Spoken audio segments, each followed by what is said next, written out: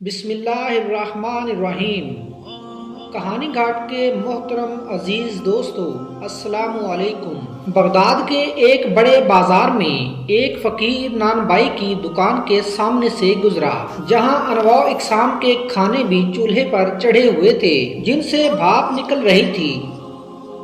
ان کھانوں کی خوشبو ان کی لذت اور ذائقے کا پتہ دے رہی تھی۔ فقیر کا دل للچایا تو اس نے اپنے تھیلے میں سے ایک سوکھی روٹی نکالی اور ایک دیگ کی بھاپ سے اسے نرم کر کے کھانے لگا۔ نان بھائی چپ چاپ یہ تماشا دیکھتا رہا۔ جب فقیر کی روٹی ختم ہو گئی اور وہ جانے لگا تو اس کا راستہ روک لیا اور پیسے مانگے۔ کون سے پیسے؟ فقیر نے بے بسی اور حیرت سے پوچھا۔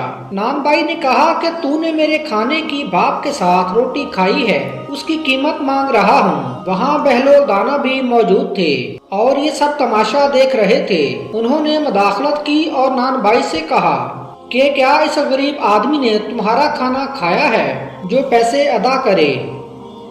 نان بھائی نے کہا کھانا تو نہیں کھایا، مگر میرے کھانے کی بھاپ سے فائدہ تو اٹھایا ہے، اسی کی قیمت مانگ رہا ہوں۔ اس کی بات سن کر بہلول دانا نے سر ہلایا اور اپنی جیب سے مٹھی بھر سکے نکالے۔ وہ ایک ایک کر کے ان سکوں کو زمین پر گراتے جاتے اور نان بھائی کی طرف دیکھ کر کہتے، یہ لے پیسوں کی کھنک سمیٹ لے، یہ لے اپنے کھانے کی بھاپ کی قیمت ان سکوں کی کھنک، اسے وصول کر لے۔